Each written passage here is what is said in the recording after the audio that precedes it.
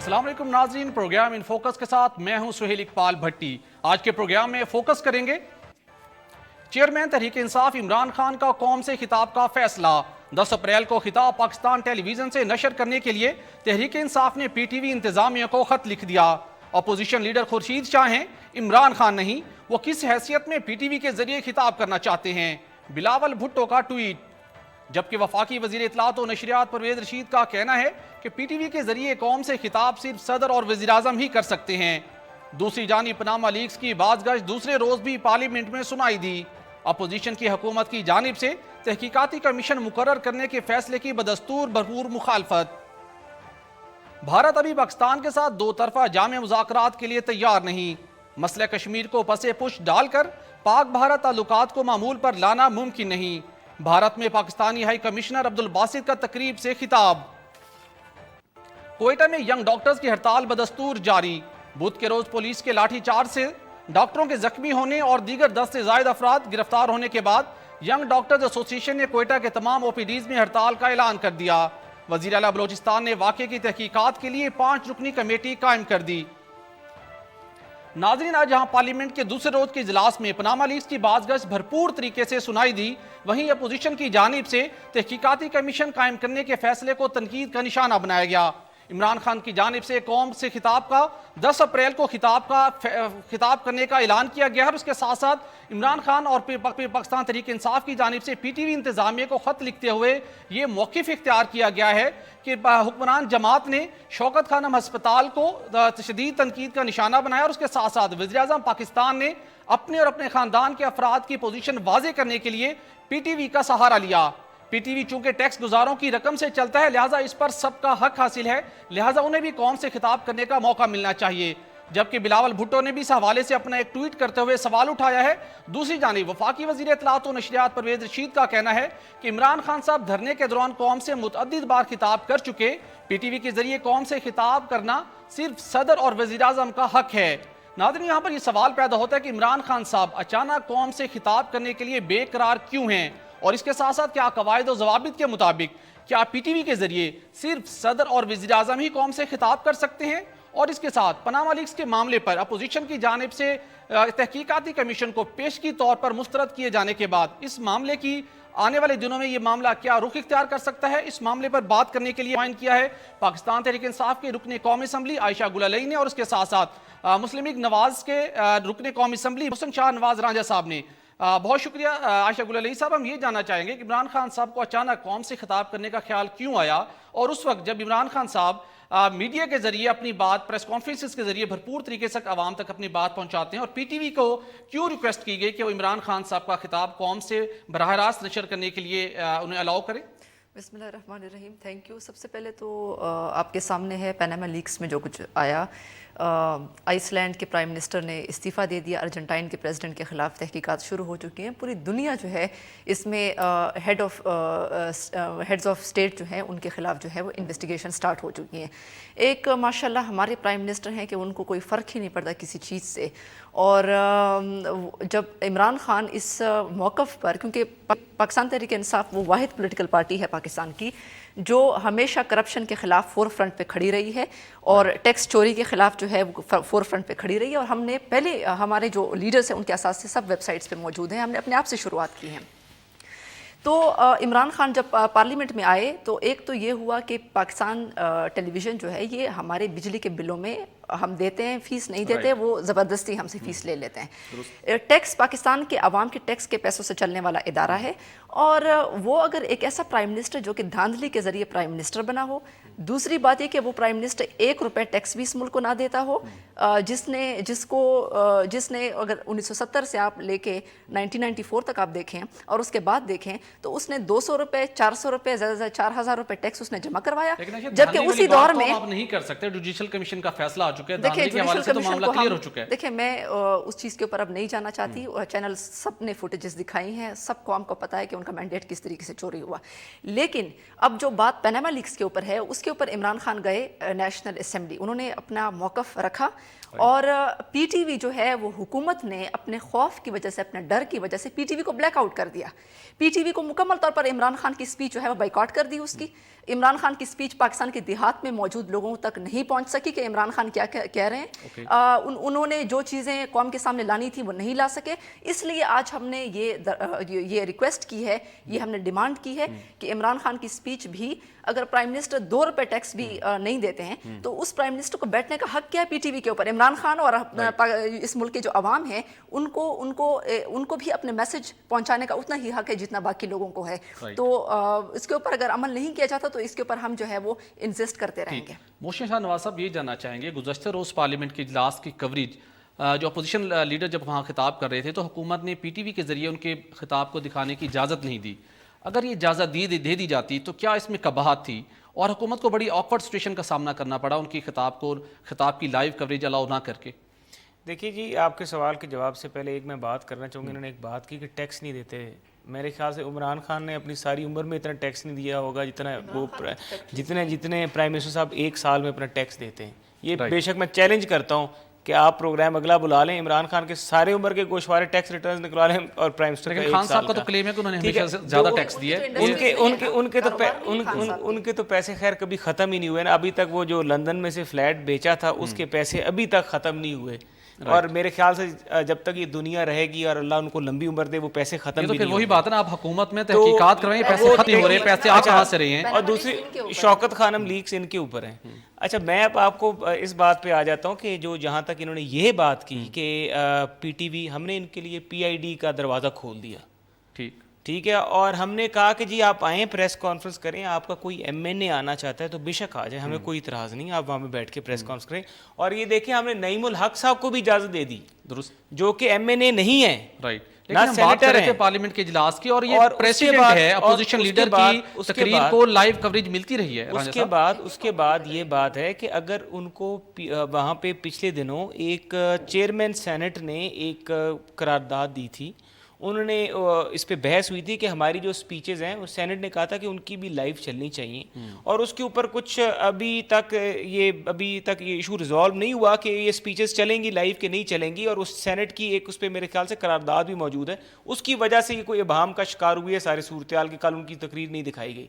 लेकिन जहाँ तक पीटीवी के ऊपर उनका है ये सारा कि दावा कि मैं पीटीवी के ज़रिए करना चाहता हूँ, आपके धरने की तकरीर मेरे ख्याल से प्राइवेट टीवी चैनल्स के ज़रिए बड़ा अच्छा काम कर रहे हैं। प्राइवेट टीवी चैनल्स भी, उन्होंने धरने के दौरान आपकी नशरियात दिन से लेकर रात तक इस कौम को चलाई, पूरी कौम को जगाई रखा। मेरे ख्याल से अगर आप वो भी मीडियम इस्तेमाल कर लेंगे तो जिस तरह से धरने के दिनों में आपकी तकारीर आवाम तक पहुंचती रही, लेकिन आपका जो मिलियन मार्च था वो कभी भी नहीं नजर आया। और आप खुद तरकीब दे रहे हैं कि प्राइवेट टीवी चैनल उसी तरह की ट्रांसमिशन दोबारा चलाएं, उस तरह की ट्रांसमिशंस या उनको कवरेज देने के हवाले से उस तरह का काम कर लें तो हमें कोई नहीं। लेकिन अगर पीटीवी में आना है तो पहले इखलाकी जुर्रत ये दिखाएं। उस सिनेरियो में फिर पीटीआई को धरना भी देना पड़ेगा चौक में, या पहले पीटीवी की इखलाकी जुर्रत ये होनी चाहिए कि पीटीवी हमला केस में वो अदालत में गए 2 साल बाद, पहले वो जाएं, पीटीवी के लोगों से माफी मांगें जिनके दफ्तर इन्होंने तोड़े इनके कारकुनों ने, और अभी भी उन पे पर्चे मौजूद हैं। जब वो माफी मांग लेंगे तो उसके बाद फिर पीटीवी वाले भी इनको कहेंगे। ये ना हो कि पीटीवी में अंदर जाए और पीटीवी वाले इनको अंदर ना घुसने चाहिए, इनकी तोड़फोड़। इस हवाले से हम नाज़रीन जवाब लेंगे आयशा गुल अलई से, लेकिन एक ब्रेक के बाद।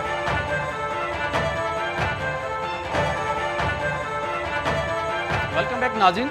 आयशा गुल अलई, हम ये जानना चाहेंगे कि हुकूमत की जानिब से एक ऑफर है आपको कि अगर जो पीटीवी के जब धरने के दौरान पीटीवी पर हमला किया गया उसके मुकदमात कायम है, मुकदमात खत्म कर लें तो शायद उसके बाद खान साहब को कौम से खिताब की इजाज़त भी मिल सकती है। देखिए ये वैसे ही बातें कर रहे हैं। ये प्राइम मिनिस्टर मुझे ये बताएं, एक तो पीटीवी पे हमला भी इन्होंने खुद ही करवाया माशाल्लाह। इनका जो एक ये जिस तरीके से हो सकता है आपने ही करवाया हो, पीटीवी पे हमला नून लीग के लोगों ने करवाया, इसके बड़े सबूत हमारे पास मौजूद लेकिन हैं। एफआईआर तो तहरीक इंसाफ के लोगों पर भी हुई। वो तो हमारे खिलाफ एक गवर्नमेंट है ना, गवर्नमेंट है तो हमारे खिलाफ वो नेकुकारा जो है वो पुलिस ऑफिसर, उनको भी इन्होंने नौकरी से निकाल दिया कि आपने मासूम लोगों के ऊपर गोलियां क्यों नहीं चलाई, उसने नौकरी से उसको निकाल दिया। तो बात ये है कि ये और मॉडल टाउन में जिस तरीके से लोगों की लाशें गिराई गई वो भी PMLN के कारनामे हैं। मैं इसके ऊपर सिर्फ ये कहना चाहूँगी कि ये इधर उधर ना जाएं, इधर उधर ना जाएं, ये पनामा लीक्स के ऊपर आएँ। प्राइम मिनिस्टर जो है मैं तो कहती हूँ कि फौरी तौर पर इस्तीफ़ा दें, उनमें अखलाकी जुर्रत होनी चाहिए। वो अखलाकी क्रेडिबिलिटी खो चुके। 1970 से लेकर जिस 90s में उन्होंने 200 रुपये और 4000 रुपये टैक्स दिए, सिर्फ ये कहकर कि हमारी तो सारी जो शुगर मिल्स हैं और जो भी हमारे पास ये जो इत्तेफाक फाउंड्री है वो सब लॉस में। तो उसी दौर में आपके बिलियंस ऑफ रुपीस, अरबों रुपए की आपकी जायदादें पार्क लेन में और बाहर जो ब्रिटिश वर्जन आइलैंड में है उनमें कैसे बनी आपकी, और पाकिस्तान से पैसा गया कहाँ? तो एक ऐसा आदमी जो टैक्स चोरी में इन्वॉल्व हो, आवाम के ऊपर तो आप हर बजट में टैक्स लगा देते हैं, प्राइम मिनिस्टर खुद टैक्स चोरी करता है और फिर वो कंपनियां बनाता है बाहर जो टैक्स से बचने के लिए होती हैं। फिर उनकी जो साहिबजादी हैं जो माशाल्लाह ज़बरदस्ती इम्पोज होंगी, अगली मरतबा रांझा साहब को मौका भी नहीं मिलेगा लीडरशिप करने का, तो वो ज़बरदस्ती पार्टी की क़ियादत संभालेंगी। उनके झूठ जो है कि हुसैन नवाज कहते हैं कि मेरे पास तो कोई कंपनी नहीं है, मरियम नवाज कहती है मेरे पास कोई कंपनी नहीं, हुसैन नवाज कहते हैं कि मरियम नवाज के पास नीलसन कंपनी है और एक और कंपनी है। तो ये कंपनियां मरियम नवाज की ओनरशिप में हैं और ये सारे डॉक्यूमेंट्स में। और 2000 में जो सुप्रीम कोर्ट में डॉक्यूमेंट्स जमा करवाए थे उसमें 700 मिलियन पाउंड्स के इनकी शरीफ फैमिली की जायदादें हैं। फिर जिस तरीके से इन्होंने धोखे किए बाकी लोगों के साथ, यहाँ पे जाली अकाउंट्स खोले, पाकिस्तान में बाहर खोले, कर्जे जिस तरीके से पाकिस्तान के माफ़ करवाए, ये सब कुछ हमारा हक है कि हम कौम को बताएं। तो इसलिए मैं समझती हूँ कि इसके ऊपर हम जो भी एक्शन हम इसके ऊपर लाएहामल हमारा होगा, चाहे वो हम PTV के जरिए, पाकिस्तान की जो 70% आबादी है वो रूरल एरियाज में रहती है, चाहे उनको हम खिताब करें, चाहे हम सड़कों के ऊपर आए। और इस मरतबा D चौक पे हम नहीं जाएंगे। इस मरतबा चूंकि शरीफ खानदान जिसने इस मुल्क का पैसा लूट कर जो है अपनी जायदादें बनाई हैं और इक़्तिदार पे आज भी वो कायम है, इंशाल्लाह राय बन जाएंगे हम लोग। रांझा साहब ये बताइएगा कि आप जब अपोजिशन की जानिब से तहकीकाती कमीशन को बड़ा वाज़े तौर पर रद्द कर दिया गया है, मुस्तरद किया जा चुका है, तो अब हुकूमत के पास स्ट्रेटजी क्या है? जो अपोजिशन की डिमांड्स हैं बड़ा वाज़े तौर पर कहा गया अपोजिशन लीडर्स की जानिब से, खुर्शीद शाह साहब की जानिब से भी, कि आप एक सुप्रीम कोर्ट के जज की सरबराही में कमीशन बनाएं और नीचे इंटरनेशनल ऑडिट करने वाली फर्म्स को उनकी मावनत के लिए वहाँ पर उनका किरदार वहाँ पर तफवीज़ किया जाए। तो क्या हुकूमत प्लान कर रही है? अपोजिशन को तो आपको किसी न किसी वक्त राज़ी करना पड़ेगा। देखिए, बात तो ये है ना कि दूसरों को दलील देते हैं आपके सवाल का जवाब देने से पहले, और ख़ुद वही चोरी करते हैं। चोर भी कह रहा है चोर चोर। बात यह है कि जहां पर खुद बनाएं, सब चीजें क्लियर होंगी, हम बनाएंगे बिल्कुल। और इसमें अब ये भी साबित करेंगे कि एक तो चलो पैसा खाने का इल्ज़ाम है और एक ज़कात का पैसा खाने का इल्ज़ाम है। कहते हैं ना ज़कात का पैसा खाना, तो इससे बड़ा जुर्म ही कोई नहीं है। और आप ये बताएं कि ये देखें कि जो ऑफशोर कंपनीज, जब ख्वाजा आसिफ के खिलाफ इन्होंने जो डैमेजेस का केस किया हुआ है उसका एफिडेविट निकाल के मौसूफ का देखें, उसमें मौसूफ खुद कहते हैं कि ऑफशोर कंपनीज खोल के कारोबार करना कोई बुराई नहीं है। और 3 मिलियन US$ जो है शौकत खाना मेमोरियल ट्रस्ट का पैसा बाहर लेके चले जाते हैं, 5 साल उस पैसे को इस्तेमाल करते हैं ऑफशोर कंपनीज के थ्रू, और फिर उसका यहाँ पर शौकत खानम की बुक्स में कहते हैं कि जी लॉस, कल उन्होंने कहा कि लॉस डिक्लेयर हो गया है। और आज हम उनकी ये ऑन रिकॉर्ड बात कर रहे हैं कि ये जो उन्होंने कल स्टेटमेंट दी है कि लॉस डिक्लेयर है, हमारी बुक्स में डिक्लेयर है, उनकी बुक्स में लॉस डिक्लेयर नहीं है, इन्होंने झूठ बोला है। ये मामला तो एस्टैब्लिश होना बाकी है, लेकिन अब कमीशन पे क्या करना है? कमीशन पे अब क्या करना है? देखिए, बात ये है कि आप एक इल्जाम लगा रहे हैं, आप हम पे वो उन चीजों का इल्जाम लगा रहे हैं जिनका जवाब हम मुशर्रफ दौर में दे चुके हैं। हमारे ऊपर उस वक्त परवेज मुशर्रफ के दौर में रानी साहब जवाब तो आ चुका, कमीशन का क्या होना है? के लिए कमीशन नहीं किया गया। मैं कमीशन के ऊपर भी आता हूं, लेकिन इन सब चीजों को चेक करने के लिए परवेज मुशर्रफ ने, जो आज फोरेंसिक का दावा कर रहे हैं, ये फोरेंसिक कंपनीज जो है परवेज मुशर्रफ ने भी इंगेज की थी, और वो परवेज मुशर्रफ दोबारा कायम कर लीजिए ताकि मुस्तकिल मामला नहीं है। जस्टिस शायर अली शेख साहब ने इनकार कर दिया है कमीशन का सरबराह बनने से। किसको अब कैसे बनाएंगे, कैसे मामला हल करेंगे? लेकिन बात ये है कि ये जुडिशियल कमीशन के ऊपर इनकी ब्रेक नहीं लगी। जो जुडिशियल कमीशन इनके कहने के ऊपर हमने बनाई, आज भी ये कहते हैं कि जुडिशियल कमीशन ने फैसला ठीक नहीं किया।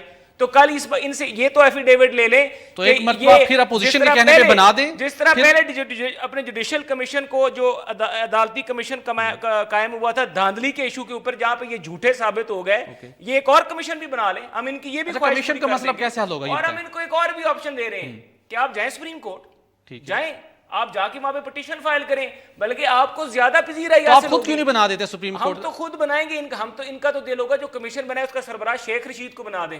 نہیں نہیں، ان کا تو سپریم کورٹ کے سرونگ جج یا چیف جسٹس سے کہا ان گیا۔ کا تو یہ دل ہوگا نا کہ ہم سربراہ ہم سے بنائیں گے، عمران خان کو سربراہ بنا دیں گے، شیخ رشید کو بنا دیں، تب ان کی تسلی ہوگی۔ درست۔ اچھا، کب تک یہ کمیشن کا معاملہ حل ہو سکتا ہے، کب دیکھیں تک؟ جی، ہم ایک بات ہے، یہ سیاسی پوائنٹ سکورنگ اگر چھوڑیں گے، اگر سیاسی انہوں نے گیم کھیلی تو سیاسی کھلاڑی ہم بھی ہیں۔ ٹھیک ہے، اگر یہ دھرنا دیں گے نا رائے ونڈ، تو بنی گالا کا کٹا جو ہے کمیشن کب تک قائم ہو سکتا ہے؟ کمیشن تو اب اس پہ ہم ان کے ساتھ بیٹھ کے بات بھی کر سکتے ہیں، اگر یہ اپوزیشن کے ساتھ بیٹھ سکتے ہیں آپ لوگ؟ بالکل بیٹھنے کے لیے تیار ہے، کیونکہ اپوزیشن نے جب سے ان کی اپوزیشن میں کچھ سیاسی پارٹیوں نے ان کی بات کو میچورٹی نہیں کہا، یہ استعفے لے کر گئے تھے سارے تحریک انصاف والے کہ جی ہم استعفے دیتے ہیں، انہوں نے کہا کہ کوئی استعفیٰ نہیں دینا، کنسنسس ہی نہیں ہو سکا، کیونکہ ان کا جو سارا سلسلہ طریقہ کار ہے وہ ذرا اممیچور ہے۔ اگر یہ میچورٹی کی بات کریں گے، ٹیبل پہ بیٹھیں، اپنی ٹی او آرز لے آئیں۔ اوکے، ہم بیٹھ کے اچھا آپ سے جاننا چاہیں گے، جو خان صاحب نے تحقیقاتی کمیشن قائم کرنے سے متعلق تجاویز دی ہیں اور خود بھی انہوں نے کہا ہے کہ وہ کمیشن کے سامنے پیش ہونے کو تیار ہیں،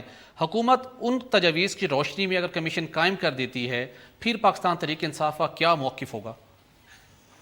دیکھیں، ہم تو اس کی پراپر انویسٹیگیشن چاہتے ہیں۔ یہ جس طریقے سے شریف خاندان نے ٹیکس سے بچنے کے لیے اور مریم نواز شریف نے اس کو ڈینائی کیا، حسین نواز جو ہے انہوں نے یہ کہہ دیا کہ وہ بالکل اون کرتی ہیں، اور الیکشن کمیشن میں انہوں نے کوئی یہ چیزیں ڈکلیئر نہیں کی، ان کی کتنی کمپنیز ہے باہر، کتنے ان کے اپارٹمنٹس ہیں، پارک لین میں ان کے اپارٹمنٹس ہیں، بی بی سی کی ڈاکیومنٹری ان کے اوپر بنی ہوئی ہے، ریمنڈ بیکر کی ان کے اوپر کتاب ان کی کرپشن، نواز شریف کی کرپشن کے اوپر ہے، تو وہ تو تحریک انصاف نے تو نہیں بنائی۔ تو یہ ساری چیزیں بیرونی جو ممالک کے اخبارات ہیں ان میں ہیں۔ تو ہم تو یہ کہتے ہیں کہ نواز شریف جو ہیں وہ ایک تو ان کو فوری طور پر استعفیٰ اخلاقی طور پر دینا چاہیے اگر ان میں کوئی اخلاق ہوں، کیونکہ ان کی بیٹی، انہوں نے ابھی تک الیکشن کمیشن کے اساس جو انہوں نے پیپرز فائل کیے اس میں یہ لکھا ہی نہیں کہ ان کے اتنے آف شور کمپنیز ہیں۔ مریم نواز شریف جو ہیں ان کے جو ہسبینڈ ہیں صفدر صاحب، انہوں نے اپنے الیکشن لڑتے وقت انہوں نے کوئی یہ ساری چیزیں جو چھپائی ہیں کہ میری بیگم کے پاس کچھ بھی نہیں، انہوں نے کہا کہ کوئی ان کے پاس ایک گاڑی ہے، اس کے علاوہ کچھ بھی نہیں ہے۔ تو یہ قوم کے آپ کے لیڈر ہیں، یہ آپ کے حکمران ہیں، یہ آپ کے ٹیکس کے پیسوں کے رکھوالے ہیں، یہ ایسے حکمران جو عوام، ابھی 7.5 بلین ڈالرز جو ہے وہ بیرون ملک انویسٹمنٹ ہوئی ہے، تو یہ آئی ایم ایف کا قرضہ خدا جانے وہ آ جاتا ہے، پھر کہاں پہ انویسٹ ہو جاتا ہے یہ تو ہمیں پتہ نہیں ہے۔ تو ہم تو یہ سب ایک بیسک کویسچن میں ان سے یہ کرنا چاہوں گی کہ ہم یہ کہیں کہ چودھری شوگر ملز جو کہ نواز شریف صاحب کی جو ملکیت ہیں اور رمضان شوگر مل جو کہ شہباز شریف کی ملکیت ہے، ان کی بیلنس شیٹ ذرا قوم کے سامنے لے کے آئیں کہ کب کتنا منافع ہوا، کب آپ نے کتنا ٹیکس دیا، اور یہ پیسہ ہے یہ کہاں پہ گیا۔ راجہ صاحب، ناظرین یہاں پر ایک بریک لیں گے اور بریک کے بعد بات کریں گے پاک بھارت تعلقات کے حوالے سے۔ Stay with us.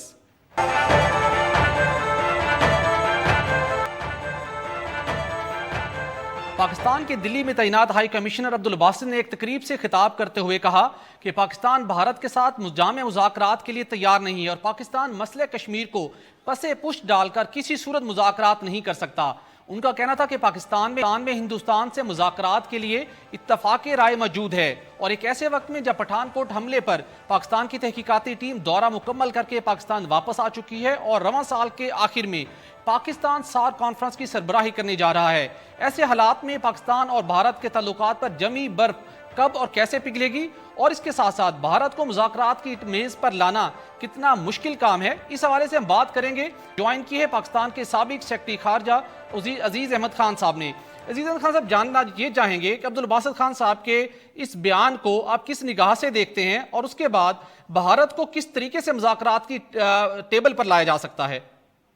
دیکھیں، سب سے پہلی چیز تو یہ ہے کہ جس چیز پہ کنٹروورسی بنی ہے اور جو کہ انڈین میڈیا نے اچھالا ہے، وہ باسط صاحب نے ریمارکس میں اپنے کہا تھا کہ یہ مذاکرات جو ہیں سسپینڈڈ ہیں، تو اس پہ وہاں پہ لے ہوئی ہے۔ تو انہوں نے میرے اپنے خیال میں انہوں نے جو ہے حقیقت بیانی کی ہے کہ بھئی آج کل مذاکرات نہیں ہو رہے ہیں۔ اگر مذاکرات نہیں ہو رہے ہیں تو اس کا مطلب ہے سسپینڈڈ ہیں۔ انڈیا نے کہ میڈیا نے اس کے اوپر بہت زیادہ وہ شور مچایا ہوا ہے کہ انہوں نے یہ کہا ہے کہ مذاکرات جو ہے وہ ہوں گے نہیں، اور اس طرح کا رنگ دینے کی کوشش کی ہے۔ تو وہ میرا خیال میں جو باسط صاحب نے کہا ہے وہ حقیقت بیانی کی ہے کہ ظاہر ہے کہ جب سے مودی گورنمنٹ آئی ہے کئی دفعہ یہ اس بات چیت کا اعادہ ہو چکا ہے کہ جی مذاکرات جلد شروع ہوں گے، سیکرٹری خارجہ دونوں ملکوں کے ایک دوسرے سے کانٹیکٹ میں ہے اور ڈیٹ فکس کرنا کی بات ہو رہی ہے اور عنقریب شروع ہو جائیں گے، لیکن کسی نہ کسی وجہ سے وہ شروع نہیں ہو پاتے. تو میرا خیال ہے باسط صاحب نے اس چیز کے اوپر آبزرویشن کی تھی کہ وہی اس وجہ سے یہ تعلقات سسپینڈڈ ہے. کہنے کا مقصد ان کا یہی تھا کہ جی جتنے جلدی مذاکرات شروع ہوں اتنا بہتر ہے. رائٹ. خان صاحب، عبد الباسط صاحب کے بعد دفتر خارجہ کی جانب سے بھی یہ بیان آیا کہ جب پٹھان کوٹ پر حملے کے حوالے سے پاکستانی ٹیم بھارت پہنچی تحقیقات کے لیے تو اس کے ساتھ بڑا محدود تعاون کیا گیا. کیا آپ سمجھتے ہیں کہ پٹھان کوٹ حملے کے باعث پاک بھارت تعلقات شروع ہونے میں دوبارہ سے یہ معاملہ ایک رکاوٹ ہے پٹھان کوٹ کا حملہ، اور اس کے بعد دیر پا امن کے لیے کوئی شارٹ کٹ بھی موجود نہیں ہے؟ کس نگاہ سے دیکھتے ہیں آپ اس معاملے کو؟ دیکھیے، جہاں تک پٹھان کوٹ کا تعلق ہے اس میں پاکستان نے پوری کوآپریشن ایکسٹینڈ کی ہے اور میرے خیال ہے دونوں ملکوں نے میچورٹی کے ساتھ اس سبجیکٹ کو ٹیکل کرنے کی کوشش کر رہے ہیں، حل کرنے کی کوشش کر رہے ہیں. اور ہماری جوائنٹ انویسٹیگیشن ٹیم کا وزٹ جو ہے وہ بھی اسی بات کی ایک کڑی ہے کہ بھئی اگر انڈیا نے ان کو آنے کی اجازت دی ہے تو اس کا مطلب یہ ہے کہ انڈیا نے بھی ایک مثبت رویہ اختیار کیا ہے اس سلسلے میں. تو اس سے ہمیں بلڈ کرنا چاہیے. اب یہ جوائنٹ انویسٹیگیشن ٹیم وہاں گئی تھی، وہ آ کے اپنی رپورٹ پیش کرے گی، حکومت اس کو ایگزامن کرے گی. مجھے رپورٹ کی ڈیٹیلز نہیں معلوم ہے اور میں میڈیا کی رپورٹس کے اوپر اپنے اوپینین کو نہیں بیس کروں گا جب تک کہ ایکچوئل پتہ نہ چلے، کہ ان کی طرف سے سٹیٹمنٹ نہ آئے کہ بھئی کیا کیا انہیں اس میں کوآپریشن ملا ہے اور کیا کیا خامیاں رہ گئی ہیں. بہرحال جو کچھ بھی ہے کوشش یہی ہونی چاہیے کہ دونوں سائڈ جو ہیں مل کے کوشش کریں کہ اس مسئلے کا حل کیا جائے، کیونکہ ٹیررزم جو ہے دونوں کے لیے ایک چیلنج ہے اور آج کی دنیا میں دونوں کو مل کے اور کوآپریٹ کر کے اس کو ٹیکل کرنا ہے، نہ کہ ایک دوسرے کے خلاف بیان بازی کر کے. خان صاحب، لیکن ایک جانب آپ یہ کہہ رہے ہیں، دوسری جانب بھارت مسئلہ کشمیر کے حوالے سے بڑی ایک واضح پوزیشن لے چکا ہے. بھارت کا کہنا ہے کہ اس معاملے میں کوئی تیسرا فریق اسے قبول نہیں ہے. تو پھر کس طریقے سے پاکستان اور بھارت مذاکرات کو شروع کریں اور پاکستان جس طرح چاہتا ہے کہ مسئلہ کشمیر بھی اس ایجنڈے میں سر فہرست ہوگا؟ دیکھیں، جو بھی پروگرام ابھی بھی طے ہوا ہے، جو کمپریہنسو ڈائیلاگ پروسیس کے متعلق بیان ہوا تھا جب سشما سوراج صاحبہ یہاں تشریف لائی تھی، ان کی فارن منسٹر، اس وقت بھی بات ہوئی تھی کہ تمام مسائل کے اوپر گفتگو ہوگی بشمول مسئلہ کشمیر کے. پاکستان نے اس بات سے نہیں کہا ہے کہ ہم کشمیر کا مسئلہ نہیں ڈسکس کر سکتے. ہمارا موقف یہ ہے ضرور کہ اگر کوئی تھرڈ پارٹی کی وجہ سے یہ حل ہو سکتا ہے تو ہم اس کے لیے بھی تیار ہیں. ہندوستان اس کے لیے تیار نہیں ہے. تو فی الحال اگر ہندوستان اس کی تیار نہیں ہے تو ہم بائی لیٹرلی مذاکرات کے لیے بھی تیار ہیں. مقصد تو یہ ہے کہ مذاکرات کسی طرح شروع ہو، بات چیت شروع ہو تاکہ اس مسئلے کا حل تلاش کیا جا سکے. پاسٹ میں بھی سن 2004 سے کافی مذاکرات ہو چکے ہیں مسئلہ کشمیر کے اوپر، چھوٹی بہت سی بی ایمز کے فارم میں اس پہ پیش رفت بھی ہوئی ہے، لیکن ایک سیٹلمنٹ کے لیے آگے بڑھنا ہے اور اس کے لیے بات چیت ضروری ہے. تو جب بھی ہندوستان تیار ہے، پاکستان بائی لیٹرلی بھی اس پہ گفتگو کرنے کے لیے تیار ہے. اور جو فیصلہ ہوا تھا اس میں بھی جو کمپریہنسو ڈائیلاگ کا، اس میں ہندوستان نے ایڈمٹ کیا ہے کہ ہاں کشمیر پہ بھی ہم بات چیت کریں گے.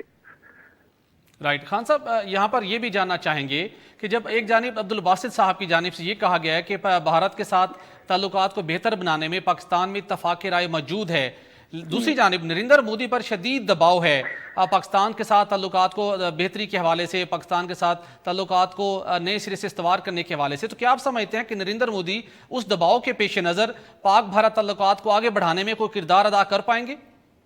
دیکھیے، اس وقت نریندر مودی صاحب کے لیے بہت ہی اچھا موقع ہے. وہ ایک کلیئر میجورٹی ہے ان کی پارلیمنٹ کے اندر.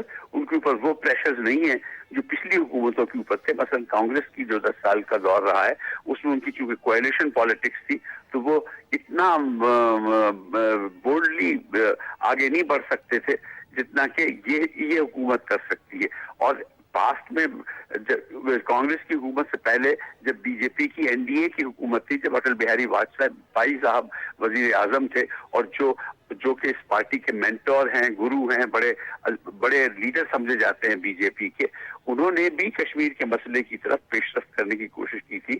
تو چاہیے یہ کہ نریندر مودی صاحب اب ان کی جو مکمل میجورٹی ہے پارلیمنٹ میں، اس کو دیکھتے ہوئے ایک کچھ بولڈ سٹیپس لیں اور آگے بڑھیں تاکہ یہ مسئلے کی طرف کوئی سولوشن کی طرف پیش رفت کی جا سکے. اور ان کے لیے بڑا اچھا سنہری موقع ہے کیونکہ ان کے پاس پارلیمنٹری میجورٹی موجود ہے اور پاکستان میں تمام پارٹیز, کوئی بھی ایسی پارٹی نہیں ہے جو کہ اپوز کرتی ہو کہ کشمیر کے مسئلے کی طرف اور ہندوستان کے ساتھ تعلقات بہتر بنانے کی طرف کوئی پیش رفت نہیں ہونی چاہیے. سب اس پیش رفت کو سپورٹ کرتے ہیں. ایک بہت ہی اچھا موقع ہے یہ ہمارے بائی لیٹرل ریلیشن. ٹھیک, خان صاحب آپ کا بہت شکریہ. یہاں پر ایک بریک لیں گے اور بریک کے بعد بات کریں گے بلوچستان میں ینگ ڈاکٹرز ایسوسی ایشن کی جانب سے ہڑتال کے معاملے کی. ہمارے ساتھ رہیے گا.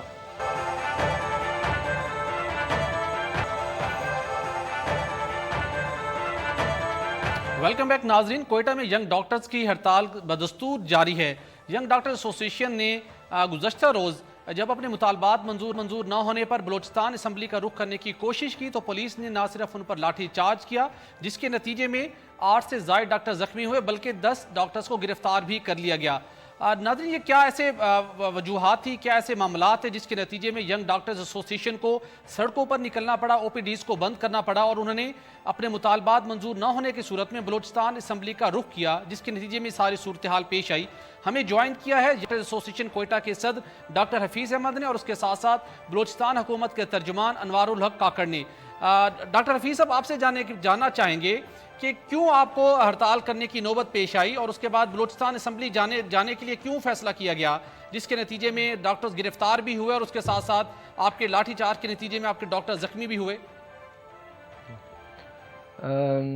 سب سے پہلے تو میں آپ لوگوں کا شکریہ ادا کرنا چاہوں گا کہ آپ لوگوں نے مجھے آن ایئر لیا اور ہمارے ڈاکٹرز, ینگ ڈاکٹرز کی آواز آپ میڈیا کے تھرو تمام ارکان تک پہنچ گئی, چاہے وہ نیشنل اسمبلی میں بیٹھوں یا پروفیشنل اسمبلی.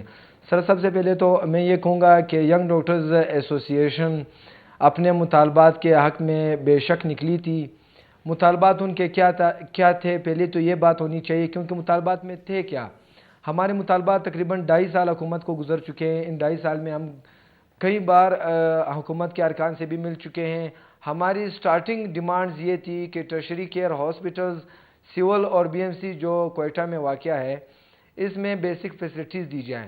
سر, اکثر ہمارے پاس پیشنٹ آ جاتے ہیں, ہمیں ان کے ساتھ جھگڑا کرنا پڑتا ہے, وہ ہمیں ڈانٹتے بھی ہیں, ڈبٹتے بھی ہیں, اور ایز اے ڈاکٹر ہیپوکریٹک اوتھ ہم نے لی ہے کہ ہم نے پیشنٹ کو سرو کرنا ہے. میرے ہاتھ میں جب انویسٹیگیشن کی فیسلٹیز نہیں ہوں گی 24 آور, میرے پاس جب ایم آر آئی سی ٹی اسکیننگ کے لیے کچھ ہوگا ہی نہیں تو میں پیشنٹ کو فیسلیٹیٹ کیسے کروں گا. کوئی ہم حکیم تو نہیں ہے. تو اس حوالے سے ہمارے مطالبات تو پہلے بھی تھے, لیکن 7 اپریل کو ورلڈ ہیلتھ ڈے کی مناسبت سے ہم نکلے تھے صرف ایک یادداشت دینے کے لیے. اپنے پچھلے ڈیمانڈ جو درینہ مطالبات ہیں, ان درینہ مطالبات میں 6 مہینے سے, کسی کو 9 مہینے سے, کسی کو 8 مہینے سے تنخواہیں نہیں ملی تھی. لیکن ان تنخواہوں کے عوض ہم نے کبھی ایسی اسٹرائک بھی اعلان نہیں کیا جس سے عوام سفر ہو. ہم ان روڈ پہ نکلے عوام کے لیے کہ تقریباً فیسلٹیز تو دی جائیں اور اپنے مطالبات کی ایک یادداشت پیش کر دیں اسمبلی کے سامنے. جب ہم یہاں سے نکلے, پہلے تو انہوں نے ہمیں کہا کہ آپ کو جانے نہیں دیں گے, پھر بعد میں ہمیں جب جانے دے دیا تو ہم یہ سمجھے کہ یہ لوگ جانے دیں گے ہمیں. جب ہم نے جی پی او چوک تک پہنچے تو وہاں پر انہوں نے ہمیں روکنے کی کوشش کی, ہم رک گئے. انہوں نے کہا منسٹر آئیں گے آپ کے پاس باقی لوگ آئیں گے, آپ یہیں پہ بیٹھ جائیں.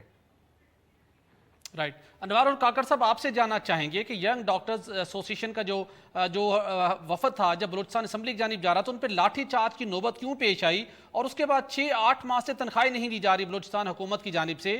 زہری صاحب جب سے آئے انہوں نے اس معاملے کو حل کرنے کے لیے کیا کوشش کی, کیا اقدامات کیے؟ بہت شکریہ جی. یہ ناخوشگوار واقعہ کل کوئٹہ میں پیش جو آیا ہے, مجھے بھی اس کے متعلق علم اس واقعہ کے وقوع ہونے کے بعد میرے علم میں یہ بات آئی. ہوا یہ کہ کوئی رات کے قریب ہمیں یا شام کے قریب ہمیں 5-5:30 کے قریب میری نالج میں, میری نوٹس میں بھی یہ چیز آئی کہ کچھ ایجوکیشن پہ تھے ڈاکٹرز حضرات, وہ اپنی پروٹیسٹ رجسٹر کرا رہے تھے اور اس میں یہ بیٹنگ چارج وغیرہ کا معاملہ نوبت اس تک پہنچی ہے. ساتھ میں غالباً کوئی ایک اور ریلی بھی تھی جو کہ انجمن تاجران کی تھی, لیکن یہ ناخوشگوار واقعہ ان کے ساتھ پیش آیا. اس کانٹیکس میں, اس بیک گراؤنڈ میں چیف منسٹر صاحب نے ایک کمیٹی وہیں پہ کانسٹیٹیوٹ کی. وہ چونکہ شہر سے باہر تھے جو ہمارے ہوم منسٹر صاحب اور ہیلتھ منسٹر صاحب جو ہیں ان پہ کمپرائزڈ تھی، اور رات کو ہی آئی جی پولیس کے آفس میں ایک اجلاس اس سلسلے میں بلایا گیا۔ میں بذات خود اٹینڈی تھا اس اجلاس کا، تو وہاں پہ انتظامیہ سے جب ہماری بات ہوئی، کمشنر وہاں موجود تھے، ڈپٹی کمشنر صاحب موجود تھے جو موقع پہ موجود افراد تھے، انہوں نے پوری رودات جب سنوائی، اس کے تحت ہم اس نتیجے پہ پہنچے ہیں، جو کہ فارمل انکوائری نہیں ہے، یہ انیشل ڈسکشن کے نتیجے کی آبزرویشن آپ کو دے رہا ہوں، کہ موقع پہ غالباً پولیس کے کوئی ایس ایچ او صاحب تھے اور ینگ ڈاکٹرز میں کچھ تلخ کلامی ہوئی جو ہاتھا پائی تک اس کی نوبت پہنچی، جس کے نتیجے میں ایک ڈاکٹر ہمارا جو بھائی تھا وہ بھی زخمی ہوا، 2-3 ڈاکٹر زخمی ہوئے، ایک ذرا ڈاکٹر اسد صاحب جو تھے وہ زیادہ شدید زخمی تھے، اور کچھ گرفتاریاں بھی انہوں نے کی تھی، اور پولیس کا جو ایس ایچ او تھا وہ بھی زخمی ہوا تھا، اس کی بھی مار پیٹ کی۔ کاکڑ صاحب یہ جاننا چاہیں گے کہ نوبت یہاں تک پہنچی کیوں؟ 6-8 ماہ سے تنخواہیں نہیں دی جا رہی تھی، تنخواہوں کے بندش کا کیا ماجرا ہے؟ مجھے آپ موقع دیں، یہ ہمارے بچے ہیں، ینگ ڈاکٹرز جو ہیں یا پولیس والے ہیں، حکومت ان کو ایز اے فیملی اون کرتی ہے۔ میں ایکسپلین کرتا ہوں، جو ظاہر ہے میں نے بھی اس کے بعد پوری انکوائری کی ہے ڈپارٹمنٹ سے بھی ریلیونٹ، اور جو چیز انفارمیشن ہمارے پاس ہے وہ میں آپ کے ساتھ شیئر کرتا ہوں۔ ان کے ایک اسٹائپنڈ کا ایشو تھا جو کہ ہیلتھ ڈپارٹمنٹ نے وہ اسٹائپنڈ کا ایشو ریزالو کیا اور فائنانس نے اس کو جاری کر دیا تھا۔ چند شاید اس میں سے ڈاکٹرز بچ گئے تھے جن کو جو اس میں انکلوڈ نہیں تھے، کوئی سمری کی کرسپونڈنس کا ایشو تھا۔ ڈاکٹر صاحب وقت بہت کم ہے، صرف یہ جاننا چاہوں گا ان شارٹ کہ آپ نے ڈاکٹر حفیظ صاحب کا موقف سن لیا، اب اس کا وے آؤٹ کیا ہے، کیا آپ کرنا چاہ رہے ہیں؟ جلدی سے یہ ہمارے ساتھ شیئر کر لیجئے گا۔ یہ کل رات ہم نے جناب جو زخمی ڈاکٹر تھے ان کو prime minister secretariat, federal interior minister, principal secretary to prime minister, ان تمام کو انوالو کر کے سیسنا منگوایا، ان کو ایویکویٹ کر کے ٹرانسپورٹ کیا کراچی تاکہ ان کو بیسٹ اویلیبل علاج مل سکے۔ ڈاکٹر حفیظ صاحب آپ سے جاننا چاہیں گے، اب آپ نے سارا معاملہ جان لیا، اب آپ کیا کر سکتے ہیں؟ نواب صاحب نے کمیٹی کانسٹیٹیوٹ کی ہوئی ہے اور وہ وی آر ویٹنگ کہ یہ ہمارے۔ ڈاکٹر حفیظ صاحب اب آپ سے جاننا چاہیں گے کہ حکومت کا موقف آپ نے سن لیا، مریضوں کو مشکلات کا سامنے، اب آپ درمیانی راستہ کیا ہے آپ کے پاس؟ سر سب سے پہلے تو ٹھیک ہے حکومت کی طرف سے جو ہوئی، لیکن اگر نورالحق صاحب مجھے یہ بتا دیں کہ یہ اگر لافل ایکٹ تھا کہ 2 قدم 2 فٹ کے فاصلے سے ہم پر شیلنگ فائر ہوتی ہے، ہم پہ فائرنگ ہو جاتی ہے، ایس ایچ او کے ساتھ تلخ کلامی کی بات ہی نہیں تھی سر، میڈیا پر سب کچھ کیمرے میں، سب کچھ نے کیمرے کی آنکھ نے سب کچھ قید کر رکھا ہے۔ افسوس ہمیں اس بات کا ہے کہ ہم کریم آف دی سوسائٹی تھے سر، کسی پولیٹیکل آرگنائزیشن کی جو ریلی ہوئی ہے آج تک امریت میں ایسا مظاہرہ ہمیں نہیں ملا، ہمیں کوئی چیز ایسے ڈاکٹر صاحب حل بتائیے، ڈاکٹر صاحب حل کیا ہے؟ ڈاکٹر صاحب حل بتائیے، صرف 30 سیکنڈ آپ کے پاس، حل کیا ہے؟ آپ شیل بھی فائر کرتے ہیں تو آپ 35 اینگل کی ڈگری پہ فائر کرنا ہوگا آپ کو، تاکہ ڈاکٹر حفیظ صاحب آپ کا بہت شکریہ۔ ناظرین آپ نے جانا کہ ینگ ڈاکٹرز کے حوالے کے مسائل کے حوالے سے بھی، اور اس کے ساتھ ہم نے بات کی آج کے پروگرام میں کہ پاناما لیکس کے حوالے سے جو انکوائری کمیشن کے حوالے سے حکومت اقدامات کر رہی ہے، اپوزیشن اسے مسترد کر چکی ہے، اور تحریک انصاف اس معاملے کو لے کر سڑکوں پہ آنے کی تقریباً تیاری کر چکی ہے۔ آج کے پروگرام کا وقت ختم ہو جاتا ہے، ہمیں اجازت دیجیے، کل آئندہ ہفتے دوبارہ ملاقات ہوگی۔ اللہ حافظ۔